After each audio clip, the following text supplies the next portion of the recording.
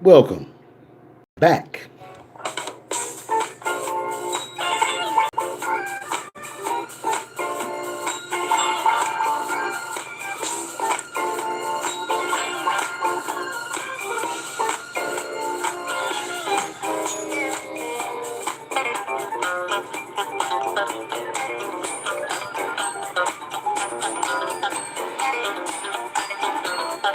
And as promised, we have Brother Dayz on the line.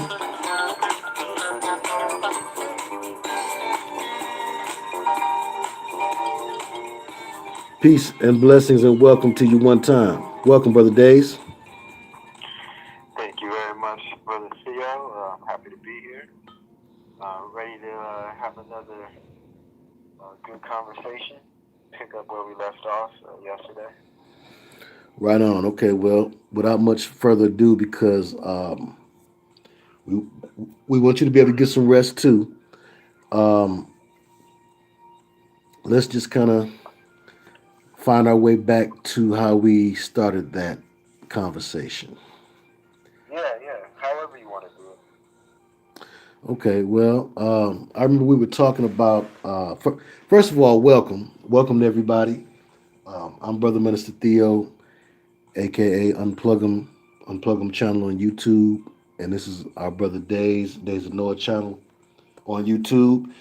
And we were discussing some things yesterday about the way politics is perceived.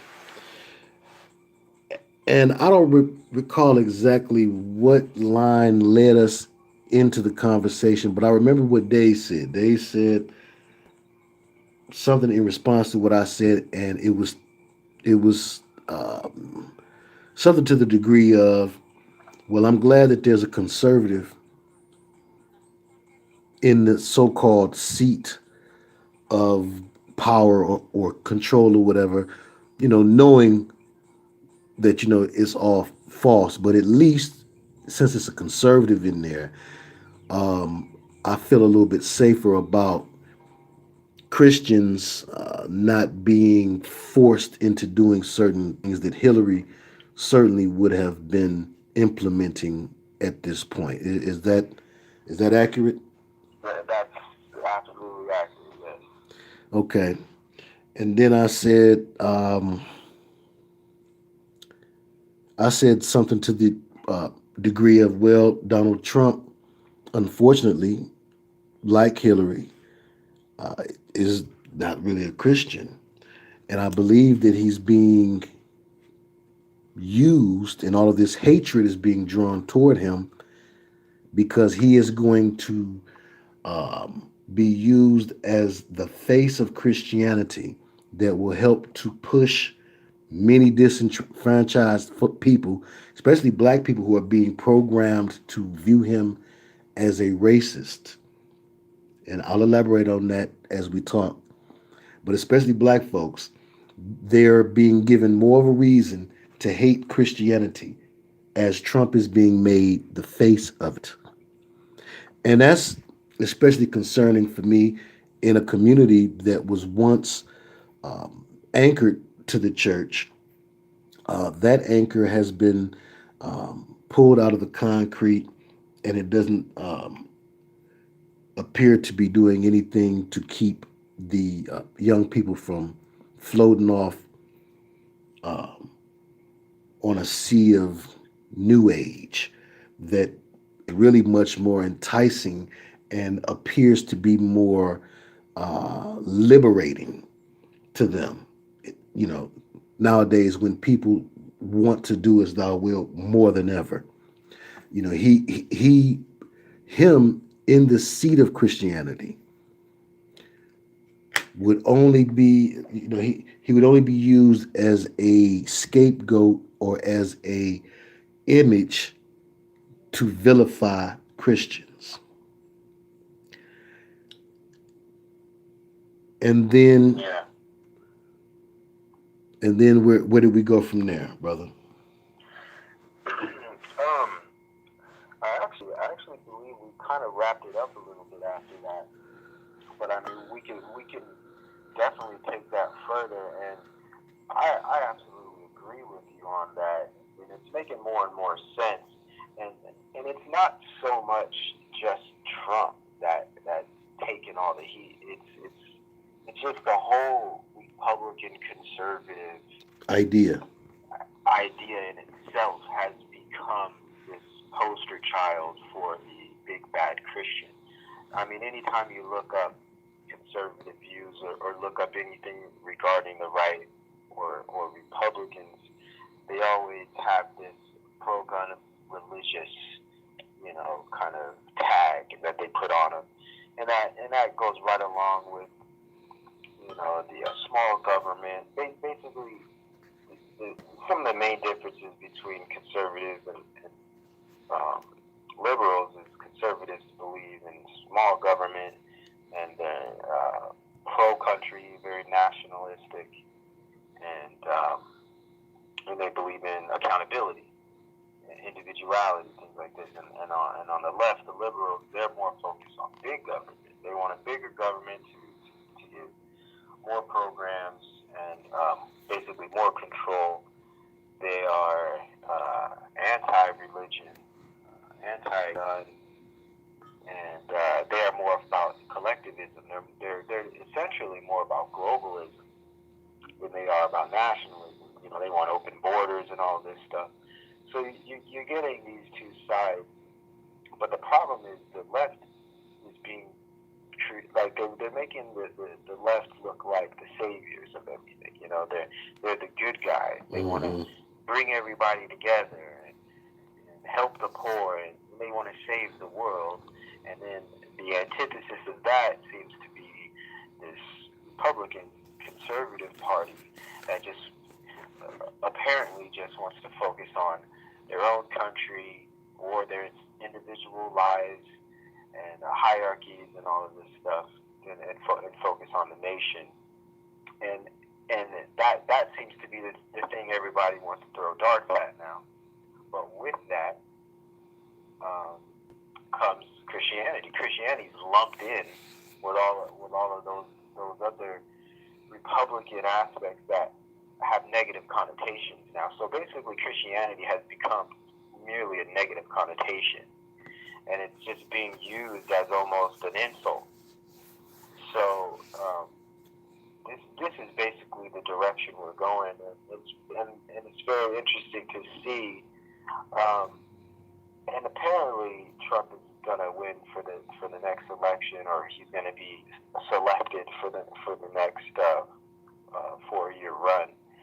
And it should be very interesting to see where things go. But as much as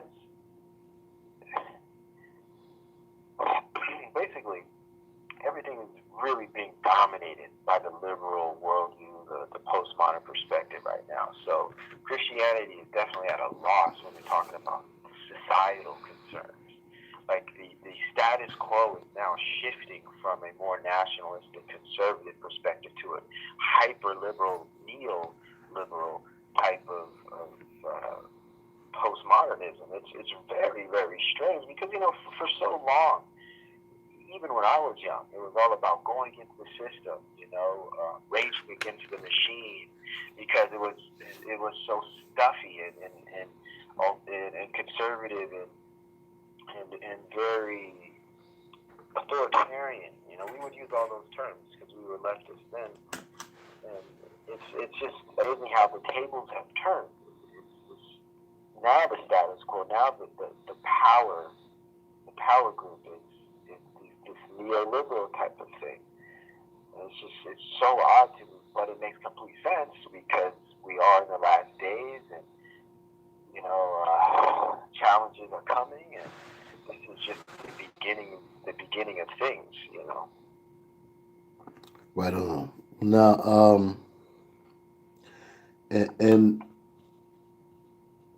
I see a couple of good points being made about the contradiction of being pro gun and anti abortion. Yes. And, yes. The ludicrous notion of both liberal and conservative. The idea that liberalism is is good, is rooted in them, the liberals always catering to the fringes and catering to the disenfranchised. Well, not always, but Mm-hmm. in the modern era, catering to the Yes. disenfranchised, and in the root of liberal itself, liberty to be free, and this whole idea of being free to choose your own gender or your own race, or being free to do as thou wilt. This is Mm. the reason why liberalism is the better vessel, and why conservatism will be used as the antagonist. Mm-hmm. Conservatism, which um, as far as the presidency goes, it's represented now at the top by Trump. But Mm-hmm. conservatism has historically been the one to try to, or to be painted as behind the times and the fuddy duddies. Again, this is in modern times, and Mm-hmm. the what the devil does is he makes the do as thou willers, the liberals, appear to be the good guys, and then he makes the conservatives, the bad guys. They're vilified, and they purposely appear to uphold the old values and standards of the old world. Now they appear to uphold those standards because they are literally scapegoats, and they're going to be used as sacrifices at the end of the day. Okay. All of the things that they uphold, from gun control, which is really about people being able to have legal arms, okay, the right to bear arms, which is Mm-hmm. an issue that shouldn't even be argued, okay, but the increase in gun violence, the popularization of school shooters, the increase in awareness about the gun problem in Chicago. All of these things will be reasons for people to willingly say, well, you know what? The conservative way, that's the old way, also, you know, to have guns. Everything that the conservatives stand for is slated to be executed. Everything that they stand for those things just because those things are on the chopping block. Both the right to life, that's on the chopping block. The right to bear arms, that's on the chopping block. And the right to choose your own religion, or rather the right to be Christian in this country, that's on the chopping block. And Absolutely. it is really a clever way to force both ends against the middle, Hegelian all the Mm-hmm. way. Yes. Yes. But it's frustrating to me to see so many truthers buy into this idea, especially those who understand the two-party system and the right-left paradigm is all false. It's just really frustrating to see so many believing truthers fail to see that he's a part of the system too. I think it's because he plays such a free role, don't you? Mm. Yeah, I agree, and I think it's a mixture of that of Trump just being such an enigma that it's hard for people to really even look at him as a really tradition when you think about it. In some ways, but as far as a president is concerned, he's very non-traditional. And on the other side, I feeling or thought that people they want to have some kind of hope. They want to believe that there's something real, right? Something has some type of organic influence, and I think Trump provides that for some people. And it's fantasy, really, but I mean, kind of sparks that bit of fantasy that's in all of us, and it is unfortunate to see even truthers kind of get wrapped up in it. But I try to give them the benefit of the doubt. Just think maybe they're just being optimistic about it. I'm more pessimistic about it. But I can understand optimism. But you got to be real. I mean, even just looking at how he lives, his actions. They're not Christian by any means. He doesn't seem to really believe any type of morality. He doesn't follow. He doesn't follow the rules. He kind of does things his own way.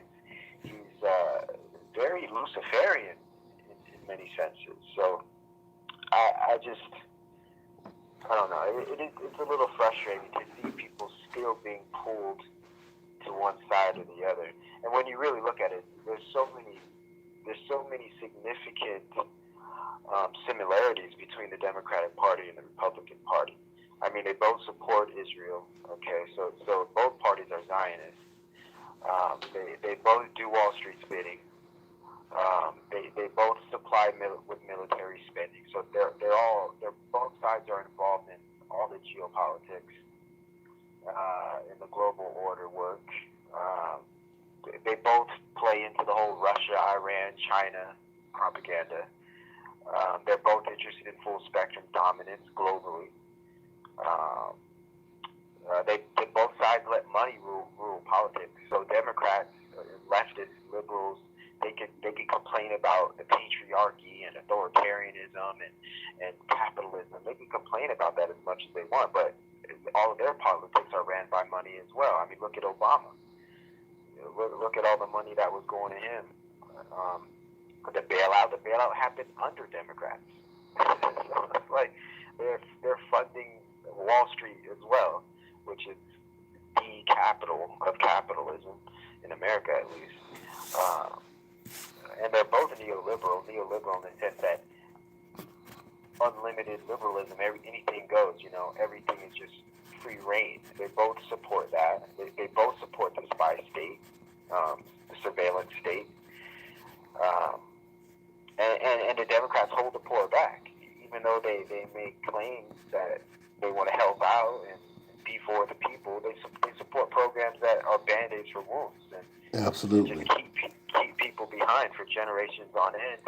And it's a system of arrested development under the Democratic Party. So it's like both sides have so many similarities that are contradictory to the development of society. So, I mean, either side is like it's just so ignorant.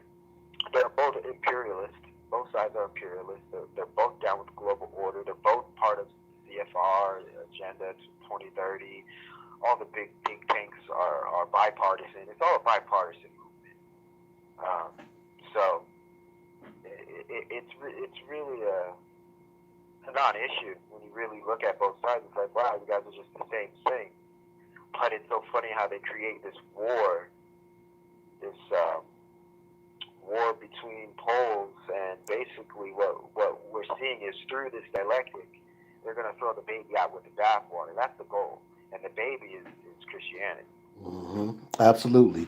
Both ends are playing against the middle and Yes. trying to work out and really bump out Christianity. They each have a role to play in establishing Lucifer's new world. Like a good cop, bad cop, both of them are cops. Left wing, right wing, both belong to the same demonic bird, or perhaps fallen angel in this case. So I made a statement also that I'd like for us to maybe spin off of too.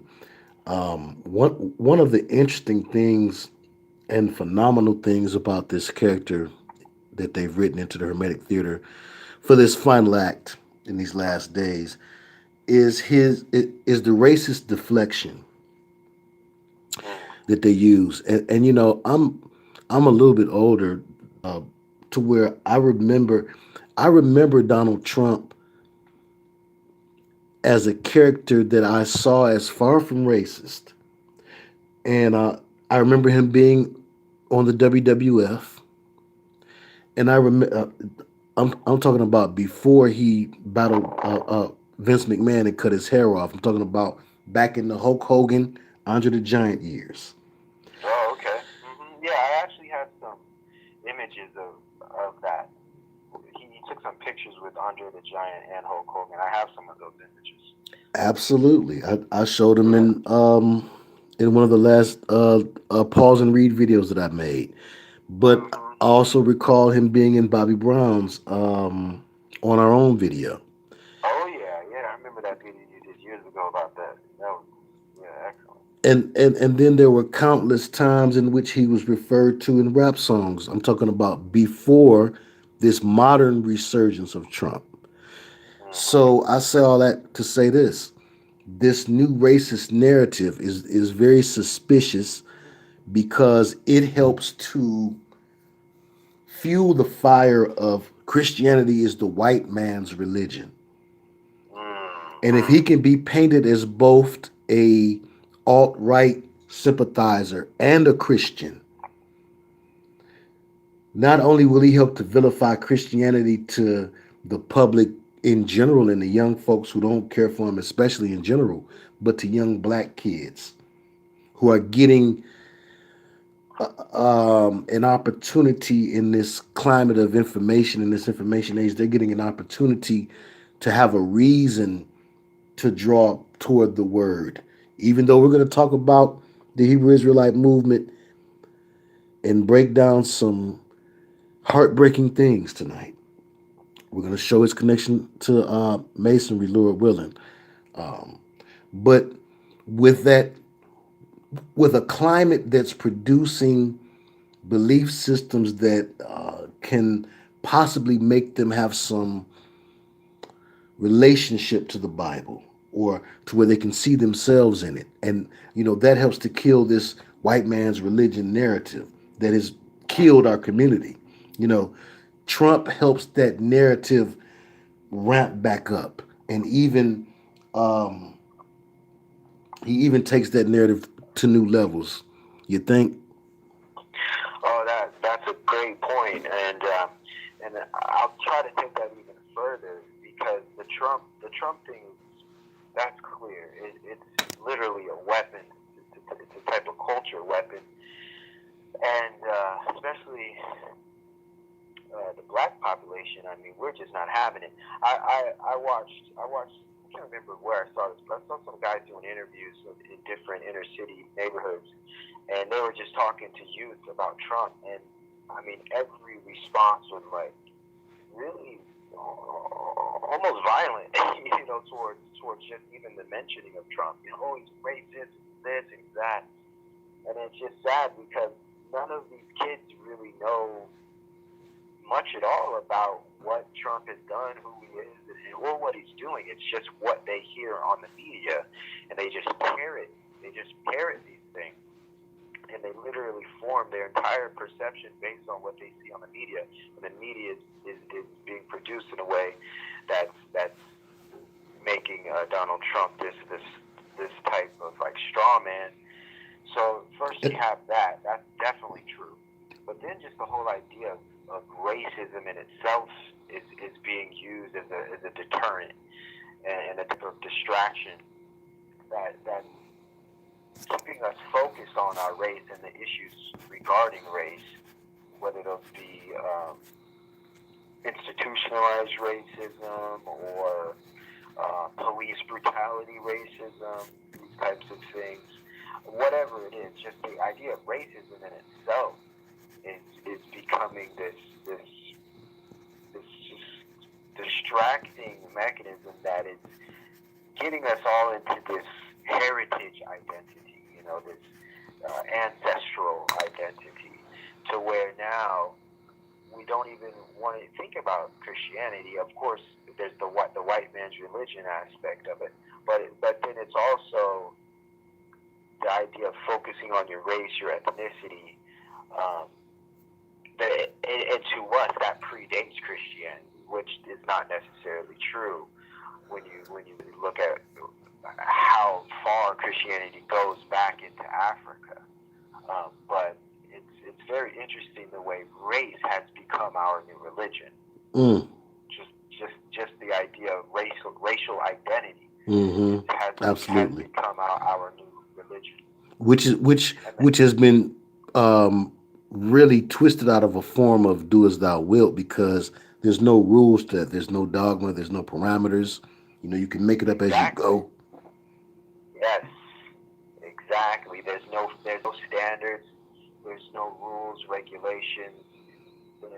There's nothing. So as you said, you can make it up as you go. It's arbitrary, and the problem with that is what happens is who's ever in power or who's ever in control, who's ever most influential, makes those decisions. They create the laws. They create the rules and regulations. And that's dangerous, because those in power, those in control, those producing the media, don't really have any true beliefs. They're just motivated by things like power and things like desire and things like that. Fleshly things, worldly things. So it's setting us, definitely as a people, it's setting us up for failure. And then, as you pointed out, you have the media in Hollywood who are instructed to act like they hate him to such an extreme degree that it should make the wise person a bit suspicious. Since when has the media and Hollywood got it all right?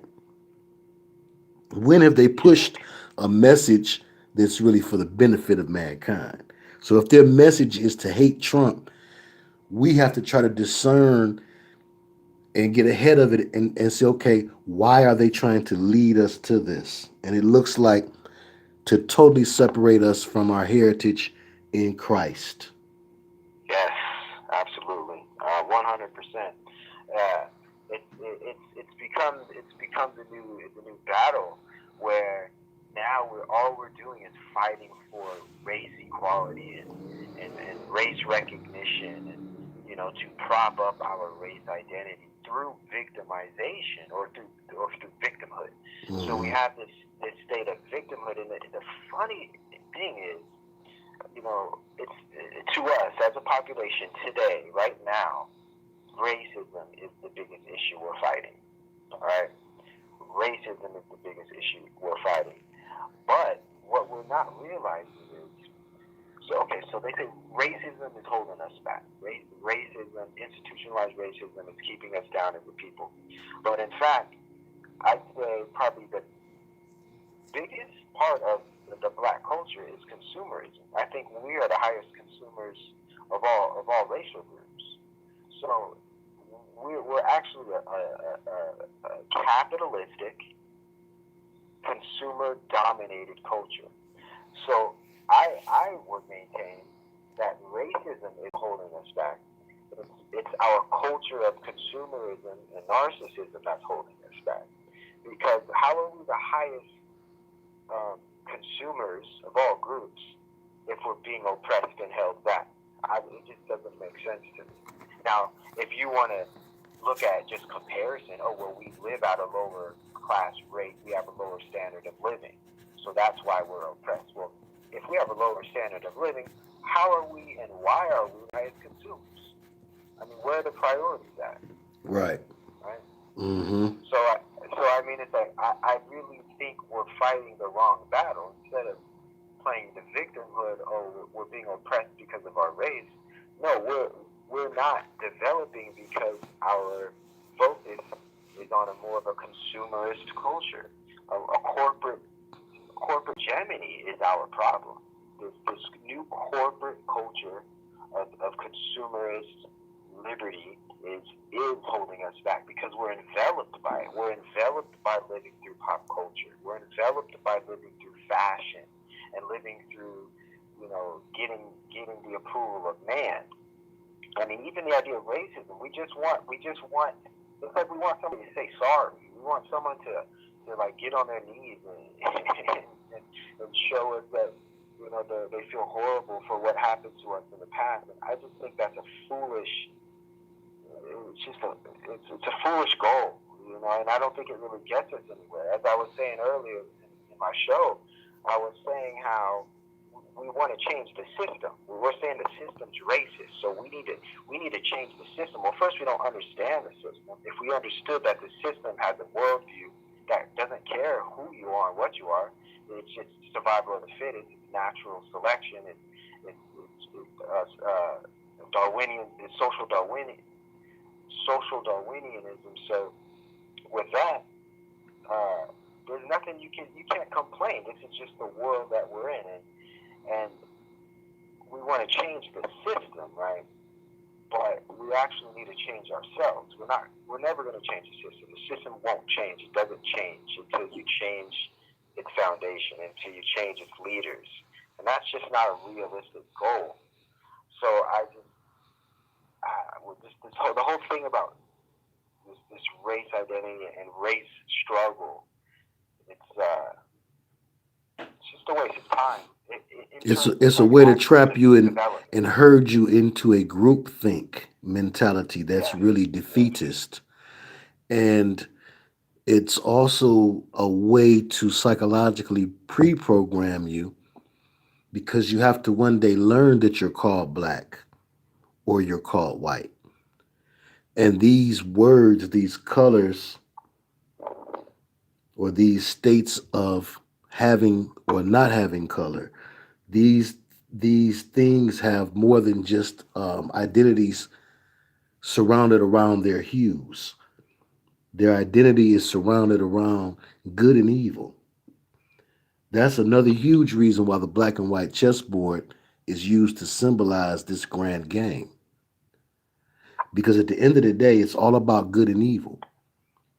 And what the devil tries to do is to get people to boil things down to a simple and irrational understanding of black good or black bad and white bad or white good. Always switching the opposites around. There was a time in which the Republicans represented the good, they wanted to free the slaves, and the Democrats represented the bad. So they keep switching the roles around. There was a time in which Donald Trump represented a good guy. He was a good guy. He was kicking it with your good guy wrestlers. He kicked it with Bobby Brown. So he was considered A-OK to the culture of Hollywood, now Saturday Night Live, sickeningly, and CNN do such an over-the-top job of trying to appear to hate on him that it really seems contrived now. And that's when my spidey senses really got to tingling. And it reminded me of how difficult it is for people to stay in the middle for this one. Talk about the term polarizing. He is by definition polarizing. So it's difficult for a man like that to not push you to one side of the paradigm or the other. This is what they desire in the end times, especially because they want people on one side or the other because the two sides are going to have to fight to the death in the end. It's all about that end times manipulation of good and evil. Whatever we label as good and whatever we label as evil, as directed by the programming of pop's culture. Absolutely. I mean, it's spot on. It's just the idea of giving you a either or scenario and forcing you to take a side and make a decision. Because once you take a side, you're part of the proxy war. You're a soldier on the field. So you're being set up to be mowed down. Right. And there's no options when you pick a side because there's only one direction those sides are going, and that's the antithesis, synthesis. So it's all a setup. But you know, you just look at the idea of blacks and Democrats. It goes hand in hand. It's very taboo to be a black Republican. And I'm not saying black shit. You know, there's this whole walk away movement where a lot of us are going to the Republican Party because we're waking up to what the Democratic Party represents. And I'm not saying that's the proper thing to do either. That's just another trap. But it is interesting to me how it's just this consensus in the community that if you are a Republican, you're like some type of enemy, just by default. And that's mind control. That's groupthink. Absolutely. At its highest level. Absolutely. You know? They're making you be in one box or the other so they know where to aim. You know, just shoot up the box. And black and white, you know, the truth is usually in the gray area somewhere. And they want to keep you away from the gray area. The gray area would, like I saw Sister Vanette just commented, the gray area would make you, though no fan of Trump, though you may abhor and should abhor the representation of his character in his role in this Hermetic theater, you cannot deny it's suspicious how over the top they are about you have to hate him. And you know, you can feel the domination, the attempt to force you to do it too. You know, almost like you had the opposite with Obama in the black community. But this is the way that you corral thinking. And what the powers that be want to notice more than anything is who won't get in a box. That's that's the person that they're looking for, the individual of interest, the dissident, the potential uh, threat to the system is who won't get in the box. So they're making things more and more polarizing. So they force you into one box or the other. I can watch you. I know you're over there. They can predict your behaviors. Right. Like I can have a conversation with any staunch Democrat or staunch Republican, and I will know every talking point that they're going to say before they say it, because they're programmed, and I know they're programmed. Because all you have to do is watch the media, and you'll know what their positions are. And this is just generally. I'm not saying every single one, but in general, they have the same talking points that they just parrot on both sides. If you watch CNN and Fox, it proves that Fox has the same talking points as any conservative is supposed to have, and CNN has the liberal side locked down. And they're both sickening in doing it so unabashedly. They don't try to be slick with it. They will even risk looking stupid by standing on those talking points, even when they're not relevant to the conversation. Exactly. It's so embarrassing. It's cringeworthy just to watch these people operate. Like it just shows you how really dead sleep the mass society is. Like the majority of outer society is very sleep, man, because I can't believe people aren't noticing how obvious some of this stuff is. It really seems like they're trying to remove, they're trying, this goes way back to like, this goes back to like the French philosophers, this goes back to even like Nietzsche, who they wanted to focus on changing the Western traditions, and that's mainly rooted in the Christian worldview and Christianity, right? The Western tradition, traditionally, even though men didn't really follow it properly, traditionally it's grounded in the Christian worldview. And a lot of these philosophers and thinkers, it did a lot of work to come up with ideas to remove some of these traditional some of these traditions and some of these perspectives and value systems. They wanted to remove these from the Western tradition to create this more liberated society. And they spent a lot of money researching researching it too, right, bro? Oh man, I mean, it's just it's amazing how much, and what you find out is that these types of values are being attacked through Trump. It's like Trump is being set up to represent all of the values that they want removed. For instance, like nationalism. Nationalism is an important thing for Absolutely. individualistic cultures, which American culture is. We're not a collectivist culture. We're a culture based on individualism. We are pro-family. We are pro-competition. Work hard, succeed, ownership, entrepreneurship. All of these things are American values. All of these things are in line with the Christian worldview as well, right? Now, so the Christian worldviews always gets lumped into this. So, but what you have is all of these values go directly against the global initiatives. They go directly against the New World Order and all of the plans that they have lined up for this future state. This new and with that you have the New Age culture.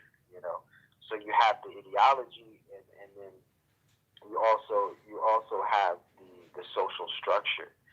And so it's very interesting to see these same Western Christian-based values have been under attack for centuries. And now we're seeing real time these values getting ready to take the final fall. Like pretty soon, even thinking about these types of values is going to be nearly a crime, like thought crimes. And that's what's really fascinating to me, to see such wholesome values be on the verge of hate speech. You know what I'm saying? Just because you want to stand for what you believe in and someone's offended by it, it becomes hate speech now. So it's not surprising when you see that the people making like everyone on the left, they look up to all of these old philosophers and stuff that have these kind of postmodern perspectives. So it's just interesting to me to see history meeting its fruition. Mm-hmm. This historical, systematic postmodern cultural movement is actually meeting its fruition in real time right now, and it's pretty fascinating to watch. And I believe Trump is that stand-in. Trump is that red herring, and it's very clear that he can be that individual that assists in outlawing or getting Christianity socially outlawed, because we're right there. That's got to be the reason for pointing the hate at him the way that they are. Because at the end of the day, we know it's all Luciferian, left wing, right wing, same demonic bird. We know that Hillary's a witch, like Donald's a witch, and we know that Donald probably doesn't have many black friends, and neither does Hillary. Okay. Now that you said that, you made me think of something. Two things actually. First, the thing about Trump, how he was very involved with even the hip hop community and the black community itself. I got pictures of Trump with all types of famous black sure do. thinkers and speakers and all types of people, right? Many of them mixing it up, rubbing elbows, because he was a Democrat himself for the majority of his career. That's right. Which is interesting, and everyone loved him then, and you said, boy, everyone hates him now. One, I think that has a lot to do with their own kind of steering from the media. They watch liberal media, so they kind of just take on the perception that the liberal media promotes, and also Trump is a conservative now. He's a Republican, so he went to the wrong side. So now everyone is just cut him off, basically, right? Which is really ignorant, and it's so hypocritical, because you think about Hillary. I mean, she's actually involved with murder. I mean, it's so funny to see them get on Trump for alleged allegations of racism. Okay, a lot of the things they say about Trump are alleged, but Hillary has been involved with proven murder and all types of trafficking and things, but they still support her. And the mainstream media suppressed those things, and that's the same mainstream media that so openly, unapologetically, and um, so falsely, they hate Donald Trump, and they try to force you to do so also. And I think Yeah. that creates a lot of confusion in believing truthers, because again, people have not come to the question that needs to be answered. Why are they trying to make you hate them? The same they, Saturday Night Live is the same they that pushes men wearing dresses. Mm-hmm. So you know they're Luciferian. But now see, what they do is they get people to forget how Luciferian Trump is in every aspect. It's Yeah. Luciferians versus Luciferians. But they get into these baseless and vain arguments of who's worse, which devil is hotter in hell, him or her. You know, it's to distract us from being sure that he's a devil. Now, if you're sure that he's a devil and he's playing their game, then you have to look at, okay, why would they want us to hate this devil? What would be the purpose of that? He's the kamikaze of Eminem. He's the one that will sacrifice himself for the war. Eminem flirts with the alt right also. Eminem is that great white hope, the white man's return, and so is Donald Trump after the black man is president, and drives the country into a sewer. So he's propped up as all these things, and it also is incumbent upon the wise person. It's imperative that you think about why he switched from Democrat to Republican after all those years of going hard on Republicans. Why make that switch? Again, it goes in line with this.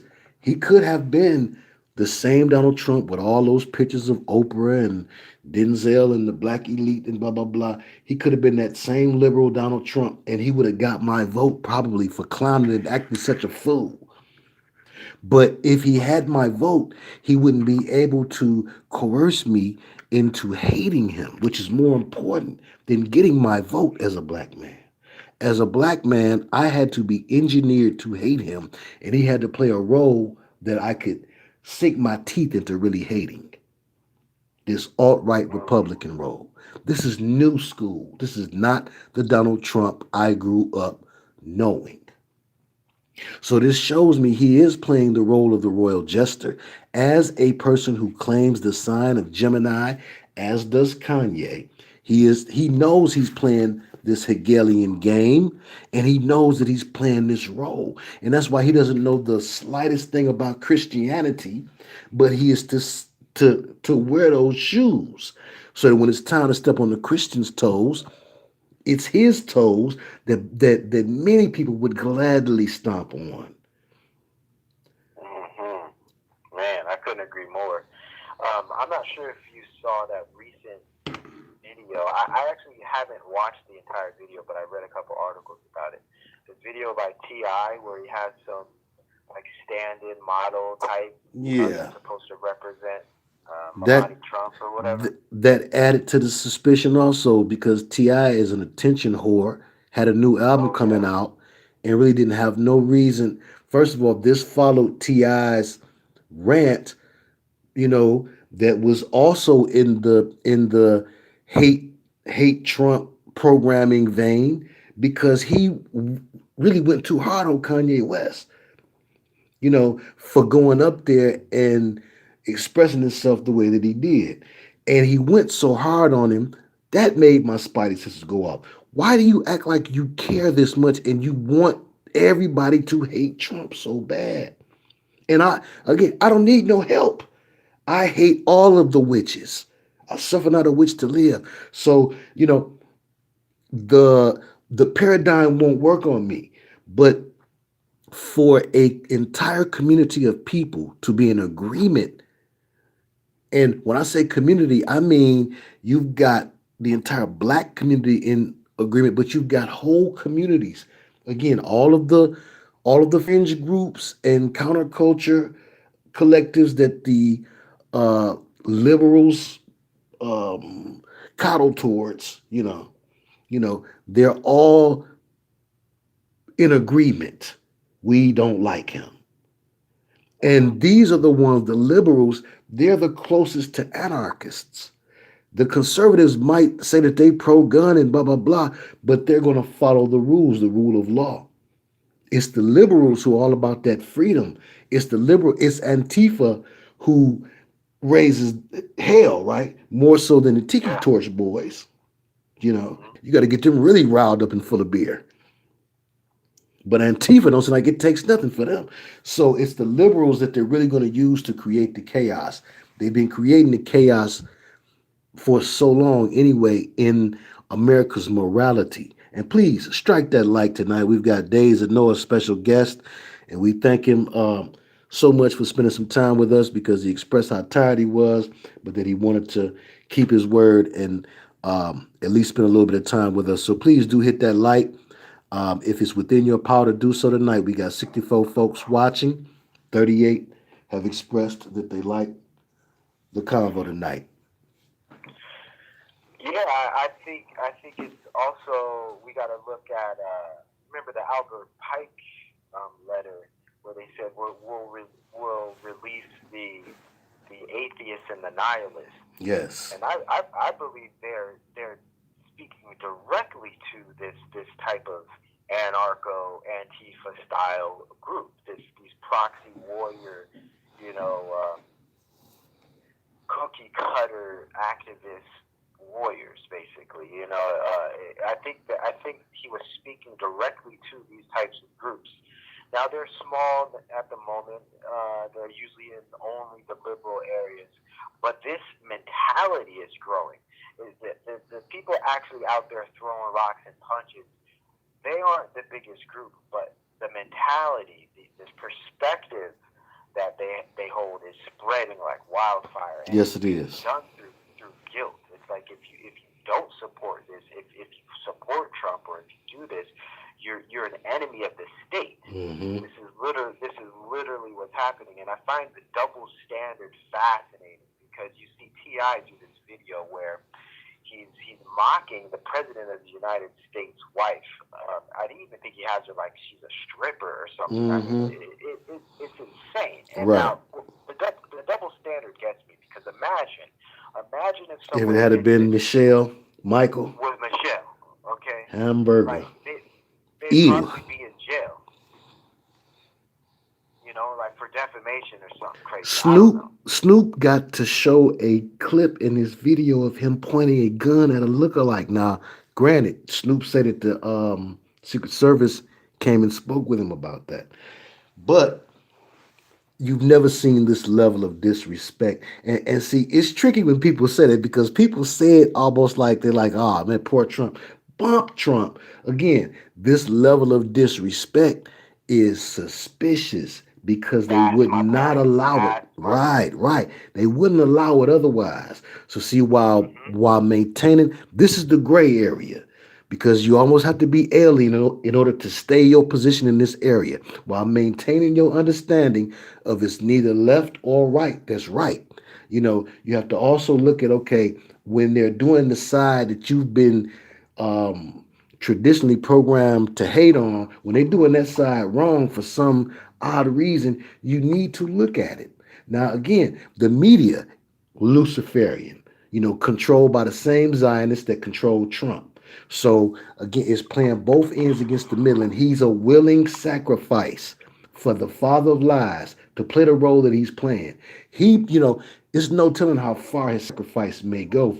Folks talk about the Illuminati card game, showing a depiction that his character may even be written out. Interesting. I wouldn't put it past. definitely think he's fully in line with this. He knows what he's doing. Um, He's an actor. he's an actor, exactly. He's an actor. He's a performer. Uh, he's a man of show business. So it's like, how could you really trust this guy? And as I said earlier, I know people want to be optimistic and they want to have some hope and stuff. But man, it's a little too late for that now. We got to start smelling the coffee. Right on. Right on. Because it's about to boil over. So you should have been smelt it. And you know, it's this is a lesson, brothers and sisters, in staying in the gray area to keep from being polarized or pushed to one side or the other to see a thing.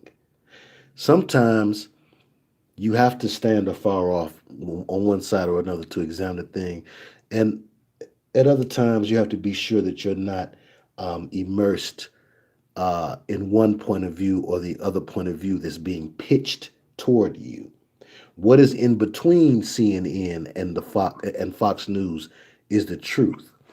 What is in between Trump and Hillary is the truth. What's in between the left wing and the right wing, pardon me, is the truth, even if it's an ugly truth. You know, the dragon to whom the wings belong. So, but they keep you from seeing that dragon, long as you way up far off at the tip of one wing or the other. So if there's anything good about the selection of this character for the last days, it's that he's going to make a person have to do number two or get off the pot. You know, you're going to have to make some decisions now where people could conveniently say, okay, well, they're not going to attack Christianity for so many years, blah, blah, blah. You can look at the way this is playing out. You can look at the over the top hate for Trump and the way that it's so orchestrated and uniform that you know it's scripted. And your natural question should be, okay, why is that in the script? What benefit would that give Lucifer? Again, if you can vilify a man who embodies an idea, you can vilify that idea. If you can demonize a man who embodies an idea, you can demonize that idea.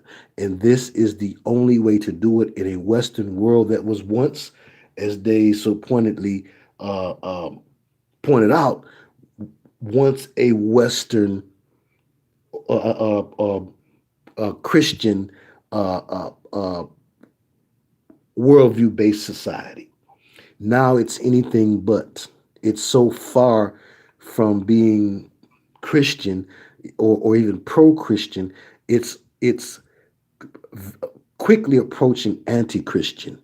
And his representation of Christianity in the White House is going to be a huge reason why they will be successful at demonizing Christianity within the next 5 years. Here, not just in China. It's so true, man. It's so obvious to see. It's getting to the point where Christianity is no longer even tolerated as an acceptable religious perspective. I mean, it's really getting, there's so much hatred just for believing in laws and order under God. I mean, just the idea of that today. And again, it's not like this everywhere. I mean, you can go to parts of Middle America where, it's still majority Christian. But the more influential areas and regions of the United States is highly anti-Christian. Mm-hmm. And that's what's important. When we're talking about influential, I mean, where the industries are at. Right. Where the movers and shakers are LA, at. New York. Right. Where the people who are making cultural change, making social change, making technological change Right. That's right. Silicon Valley, Atlanta. Silicon Valley, Right. Atlanta, Mm-hmm. Philadelphia, okay, Wall Street. All right, these are postmodern havens. So that's what we need to pay attention to. We may be able to count the areas on our hands of where this stuff is at in the United States, but these are highly saturated areas with crazy influence and big money. Mm-hmm. Absolutely. Absolutely. It's a shame how people use Christianity as sheep's clothing when they're really ravenous wolves. You know, it you, you can look back at the forefathers and see the same thing. It's been the American way, this masquerading as a Christian country. To say that the West was Christian, that wasn't accurate. That was no more accurate than to say that a millionaire, possibly billionaire, who has a gold toilet is a conservative person, or that a woman who likely suffers from kuru from her devouring baby back, baby back, baby back, is uh, is liberal, meaning free. She's not free. She's in bondage. She's in bondage to the Luciferian way. She's in bondage to cannibalism or something that makes her do that shiggy dance from time to time. you know so all of these labels, it's always to keep us from being able to stand in the gray area and see things from a perspective that's not tainted with a prejudice. To Yes, yes, Yeah. or just the perspective of our own, Right. an original perspective, an authentic perspective from an individual. That's being looked down upon. Now it's all about groupthink. It's all about group identity, in-group identity. Mm-hmm. This is And how we this is black the folks day. think. Yes, exactly. It's like if you are black, you have to think a certain way. Mm-hmm. And the moment you start thinking a different way, you're either no longer black or you're an enemy to the population. Mm-hmm. I mean, you're literally disowned just by even thinking about considering another political party. I mean, as if our success, our substance, our value is equated to the political party we support. I mean, it's just insane. And these the majority of these Democrats that consider themselves, liberal Democrats or whatever, they're capitalistic and the consumerists. They support the system. They support the status quo. They support all the things that they claim that they hate. It's so contradictory. It amazes me. But again, it's expected at the same time because we have gone through generations of strong, highly advanced media mind control. So people, I mean, we've become a culture of just dependence. We no longer can even make our own decisions for ourselves. That's right. Hence the resurgence in the popularity of groupthink. It's like the '60s with the groupthink now and identity politics, right? Yeah. That's when it all kind of kicked off in the '60s. It really got started in the '50s actually with the beatnik movement. The beatniks were the first kind of counterculture, and they were the first to get down with all of this diversity and acceptance and tolerance. It's interesting and unfortunate that they utilize other cultures to remove the Western traditional value system. So what they do is they want to include other cultures, mainly other nations, because see, these other nations have completely different worldviews. They have different belief systems.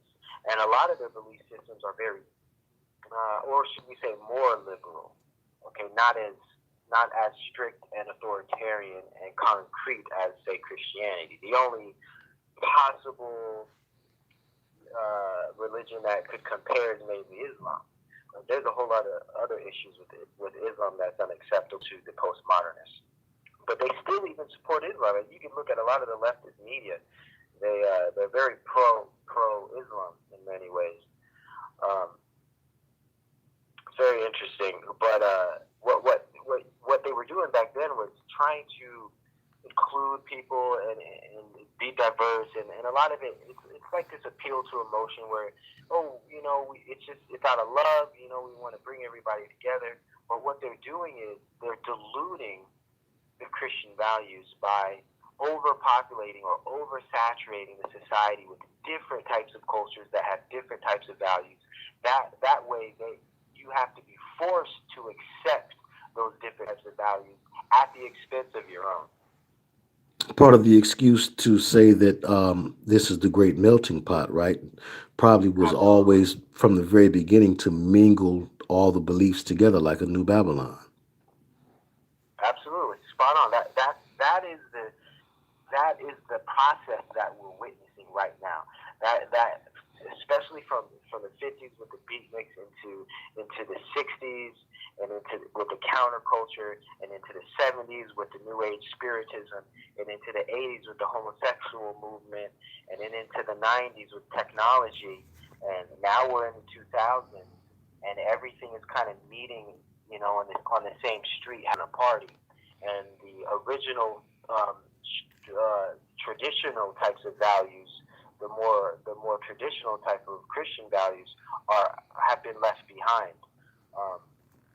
And further pushed behind until they're ultimately eliminated. When was the country, and I'm gonna let you wrap it up after this, but can we really pinpoint a time where the country was really Christian? Like where does this idea come from? Or is it a totally false implanted idea that a lot of black folks have and conscious people in general have, that America pushes Christianity on you? Where? Well, the first thing people have to understand is a little bit of history of Christianity. It comes to a lot of people, it'd probably be surprising to a lot of people, but Christianity was in Africa before it was in Europe. So when people say Christianity is a white man's religion, I mean, that's just historically inaccurate.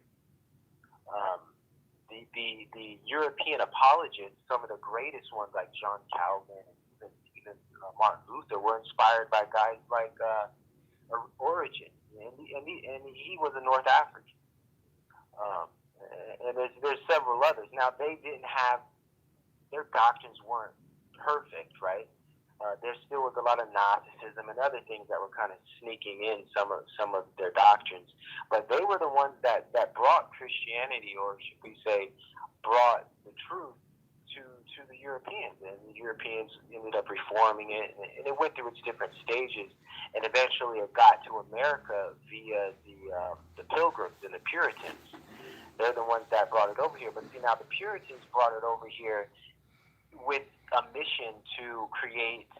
See, they almost were on an Israelite perspective, to where they wanted to create the new world. They right. What were they really out to create with this whole idea of the new world and the new Atlantis and the 13 colonies? So exactly. When was the country ever actually Christian or established on Christian values? It never was. It never purely was.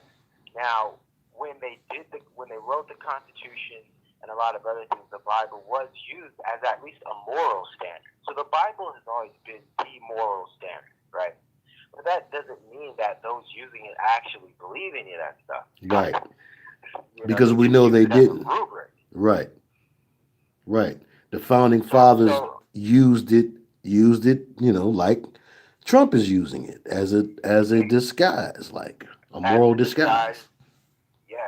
all the deception. So it's really hard to say that America was ever a Christian nation, because even the leaders that claimed to be Christian men were very corrupt. Now, this isn't to say there weren't true Christians. There were many. I mean, we can even look at some of the early evangelism movement, especially in the 20s and 30s. There was a very big movement of like a Christian revival that was actually kind of combating some of the ideologies that were coming out of the World War I and some of these, because we were getting a lot of influx of different types of cultures. So the Christian worldview was being promoted, and there was a revival. So there was a huge movement of Christian values in the country. There's always been pockets of it. But if you want to say as a whole, no, we can't really say that. But what we can say is at that time, Christian values were highly accepted. Right. See, that was the difference. The public was different, not the leaders. The leaders had the same agenda, establishing Luciferianism.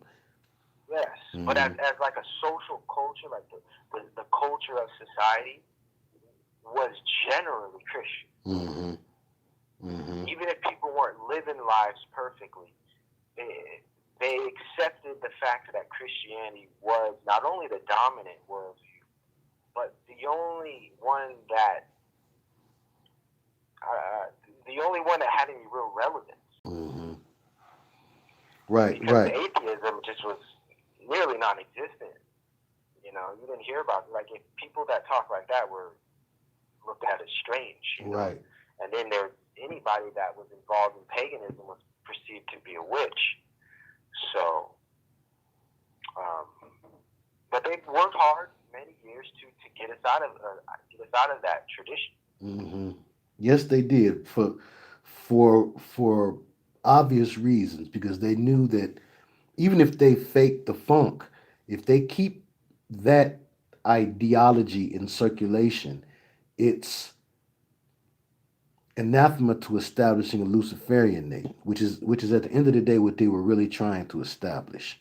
You know, if we look at the Masonic involvement in the establishment of America, that tells it right there that no, they were using Christianity as a ruse.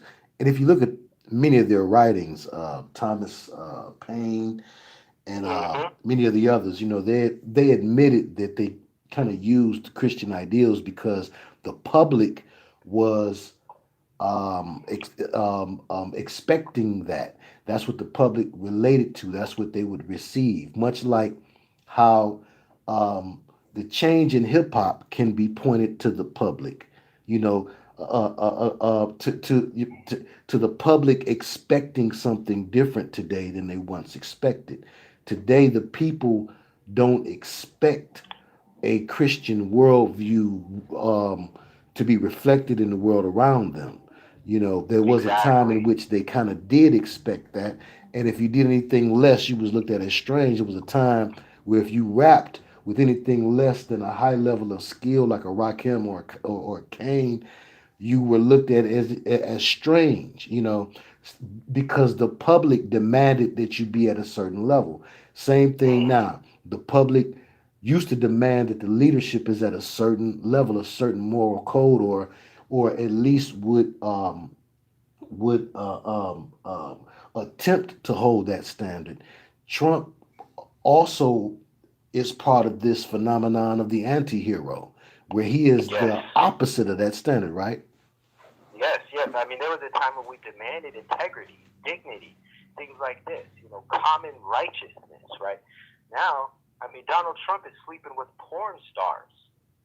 I mean, it's just crazy, and it's being promoted all over the media. You're talking about body slamming a guy, right? Huh? And big up a guy for body slamming a reporter.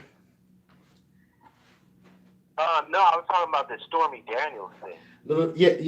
Yeah. And I said, in addition to that, he also today or yesterday was big upping some guy, some congressman or something at a rally, Trump was giving him props because he body slammed some reporter.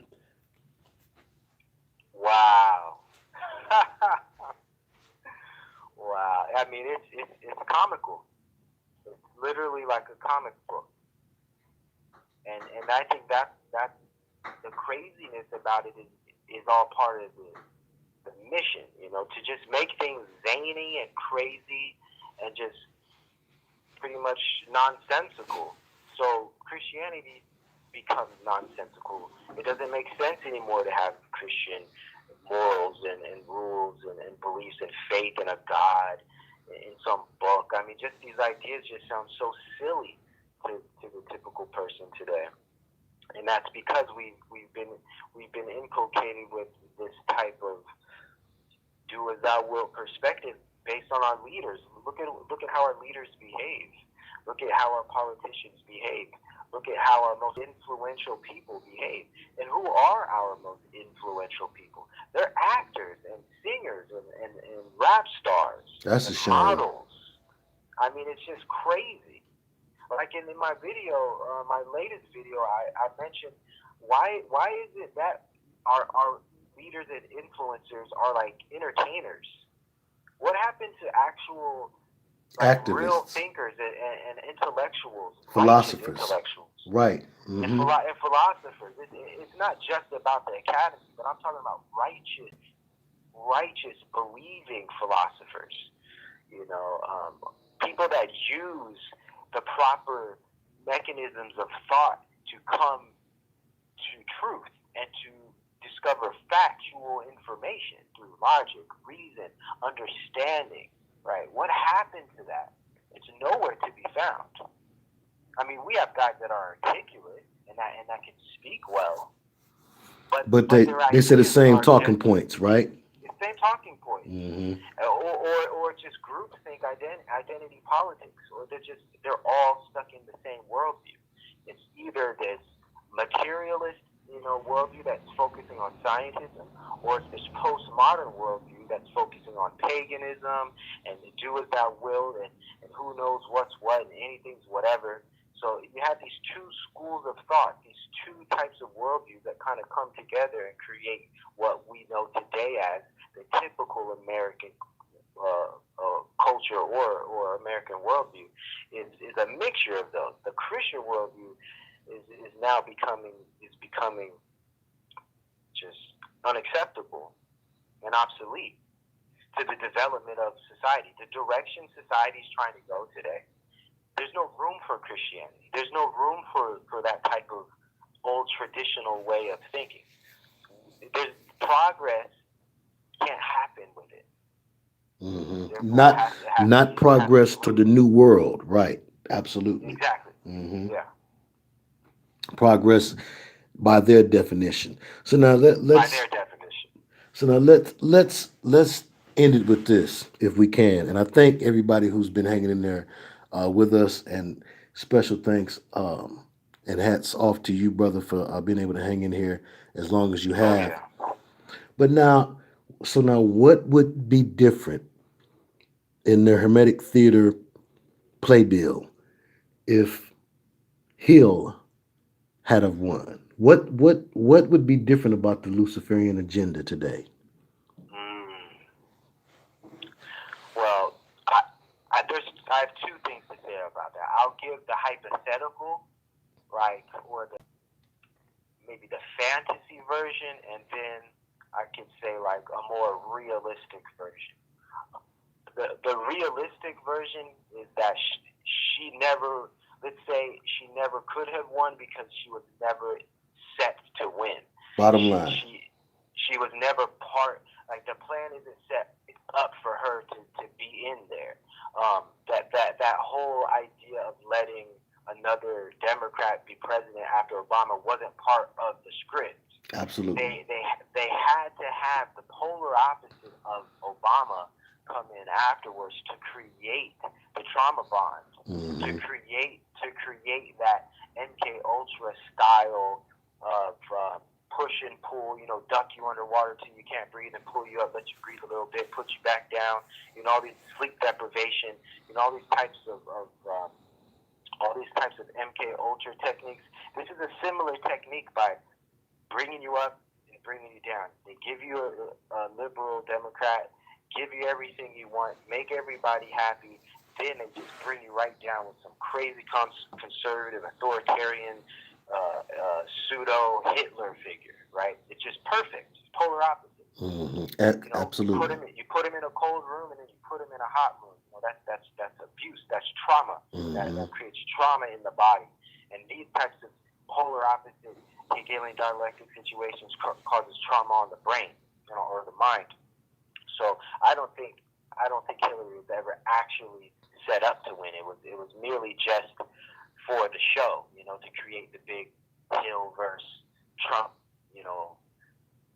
show. So that's the real thing, the real position that I would take. Now, the more fantasy, more hypothetical. Well, if she won, I would see a lot of new policy. I'm talking like crazy postmodern policy, to where we would have transgender bathrooms as a requirement in all facilities. Okay. There would be all types of policy changes in the corporate world regarding equal pay, where they would start changing pay rates, and they would start building councils in corporations that literally just make sure women are paid more than men. I believe they wouldn't make it equal. They'd actually flip it and kind of flip the tables, right? Even though unequal pay isn't actually true, they don't account for the fact that men and women choose to do different things. Men and women choose to go to different fields. Just because men dominate engineering doesn't mean that women are being ousted or ostracized in some way. It's just women aren't typically interested in engineering. Women are typically interested in doing social types of industry work. Right. Industry work that has to do with working with people. Men are more interested in more solo, independent engagements, things that are a little more, I'd say, boring, a little more routine, like engineering, things that are more technical. This is just, we're inherently different. So there's the whole pay gap thing is a complete fallacy, because they're not taking into account that men and women just typically work in different fields, and also women take off a lot more time than men due to pregnancy leave and many other factors. So women actually work less than men. So of course they're going to make less than men. I mean, it's just common sense. But when you see that they make these arguments and they don't pay attention to logic or pay attention to statistics or facts, I mean, it's just clear that it's an agenda. So I would definitely see a lot of things regarding pay. Men would be fired. There would be quotas put out where they have to have a certain percentage of women working in, like, say, CEO positions. So what would happen is companies would fall. This is just how it is. You can't make things equal. See, they want equal outcome. The only real thing is equal opportunity. But the left and liberals call for equal outcome. They want the outcome to be equal. That's impossible, because everyone's not equal. Some people are a little smarter. Some people work a little harder. Some people might have a little more advantage. They might have more connections. There's always going to be some inequality factor. Mm-hmm. And what they're trying to do is eliminate that. They're trying to literally go against nature, just like they go against nature to change people's genders or sex, or they go against nature to intermarry with your same sex. These types of things. They have a consistent motive of going against nature, and it's biological, it's social, it's economic. I mean, it's all of these things. So we would see all of these things if Hillary won, and maybe even more crazy stuff. People marrying animals and stuff. I don't know, man. Interesting. Crazy stuff. Interesting theory, and again, I think everybody who's listening in tonight, again, if you not done so and you're able to, please do strike the like. We've got around 70 people listening and 46. Hit that like button. If you want me to cut on the phone and take a couple calls, show and prove that you are enjoying this program. because I'm getting tired too, and I could go on to sleep just like Dayz need to. But now let me let me also say this. I hope that everyone took the conversation in context. It is it is clear and well known that neither myself nor Dayz subscribes to the two-party paradigm or the belief in a true liberal or conservative party. We understand that both of these are vehicles used by Luciferians in order to achieve the objectives and the goals of Luciferianism as stated from the from their own secret writings, from the writings of secret societies and brotherhoods. So we understand that no matter how they act, they're both witches. Hillary should be called Killary. She's a witch. And we don't know how many people a man has had killed that's that rich. Okay. So, let's not put our faith in man or in his politics, but there were many people in the truth community who didn't get this. So this needed to be discussed. It's the reason why we spent time talking about this tonight. Now, again, we know that this is the Matthew 24 and 24 crew, the sharper knives. Maybe you didn't need this information broken down the way that we did, but it's been my experience that everybody who is exposed to the things that um, uh, that this world tries to program us with needs a reminder from time to time that there's no hope in believing in left and right paradigm. So this this was a wake up call. I hope to a lot of people. Okay, so that's it was a worldview tighten up. It was a worldview tighten up. A lot of people have been confused. I think about the level of vitriol aimed at a person who supposed to be an Illuminati player. You know, he's too rich. He's rich as cream. He's too rich for you to not think that he's an Illuminati player. And Hillary's too wicked and witchy for you to think that she would have made a good president. Old Beezy didn't make a good president. None of them, because all of them witches. They become inaugurated. The root word is augur, which is a witch. The inauguration ceremony was to make one an official witch. This place was established on witchcraft and sorcery and deception, and has been since its inception and will be till its destruction. And that's the bottom line. So we thank you for walking into the gray area with Brother Dayz, Noah, and I.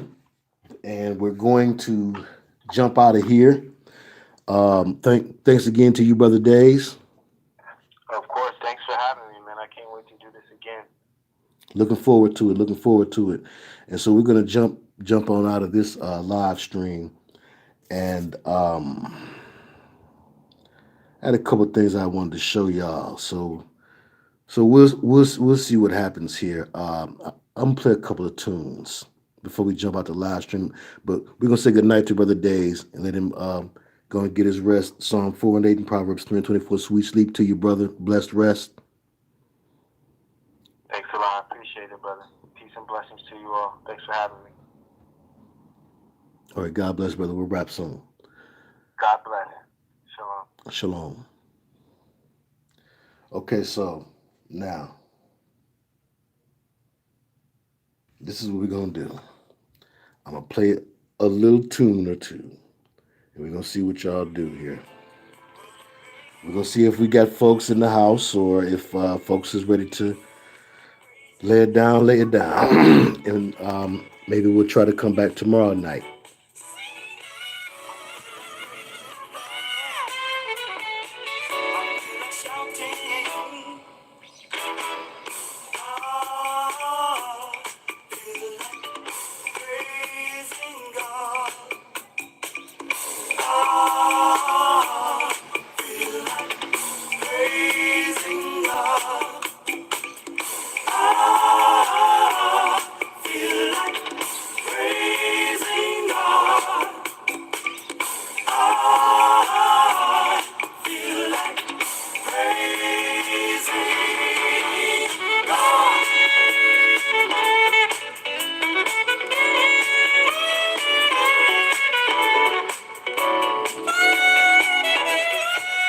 Thank, thank you for joining us, Big Sister Yojo, and thank you, Lady Soul. And yes, I do understand that it is approaching the 3:30 mark Eastern Standard Time.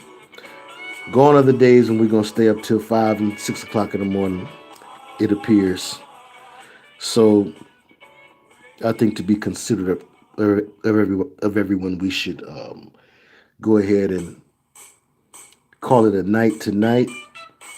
Lord said the same. We'll come back tomorrow. I've got more things I want to show you. But let's join each other with fresh minds and renewed spirits in Jesus' name.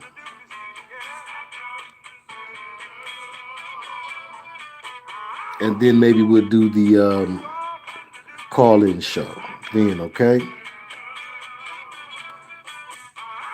We spread things out instead of trying to jam it all in one night. So you've got two videos to listen to tomorrow. You've got the prayer request video. Thank everybody who touched and agreed with us in prayer. And then we've got a rousing conversation with Dayz and Noah that we just had here. So I'm thankful for that. I'm thankful for that, and I hope the folks can be satisfied. And we'll pick up and do some more tomorrow. Lord said the same. Okay.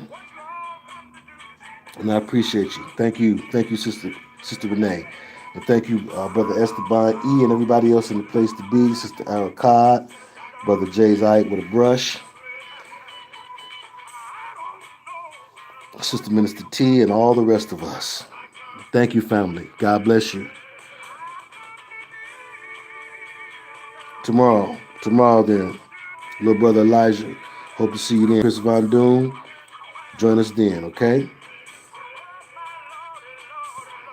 And if you've not done so, and you feel so led and are able, please do support the ministry with a purchase of a Garment of Praise collection t-shirt or hoodie, which will be showing, as it has been showing, in the background. Thank you, Sister Lakeisha Rankin. Peace and blessings, Sister Nakisha.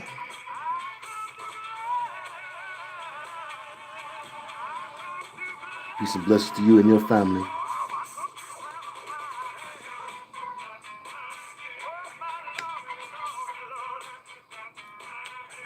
Sometimes less is more. But most of the time, more is more.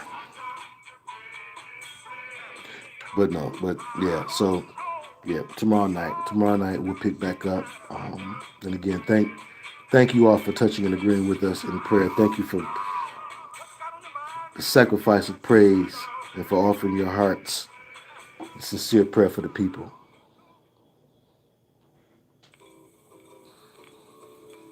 This is what I want to do.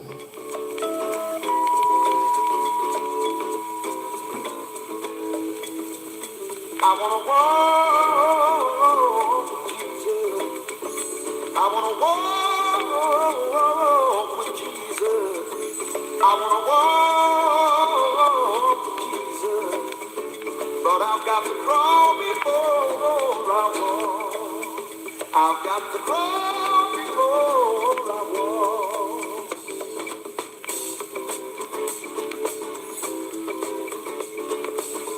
I feel so lost and lonely.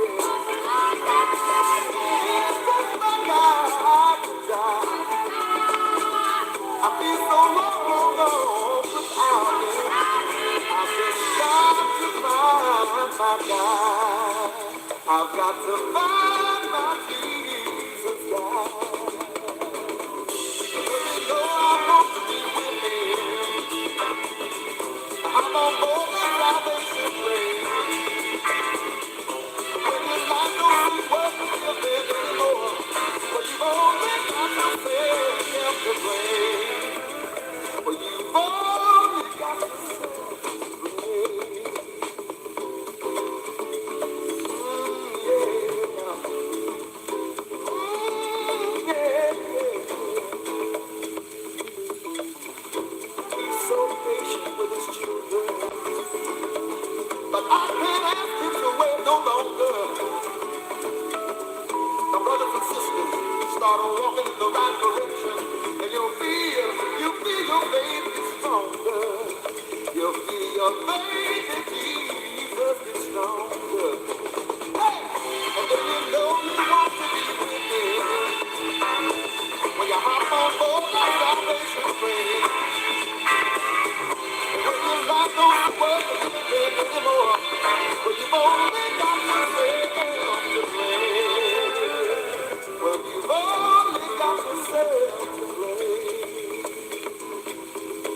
broad is the road, and narrow is the gate.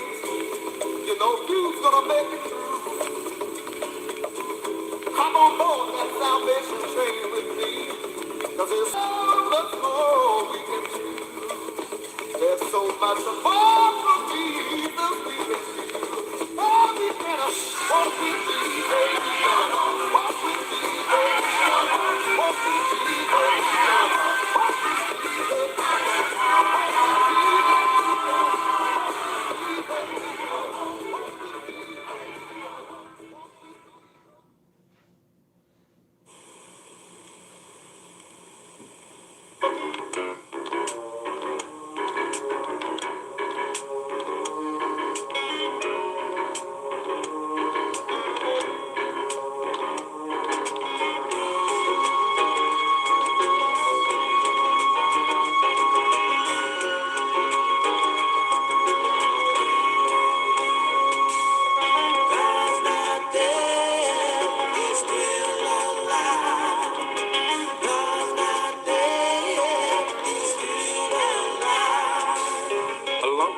time ago, he was very old. Jesus was crucified, and he died for all the sins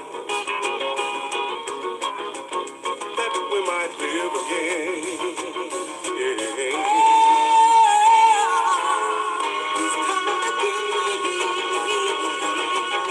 so you better get ready, my friend. We just want you to know that my dad is still alive.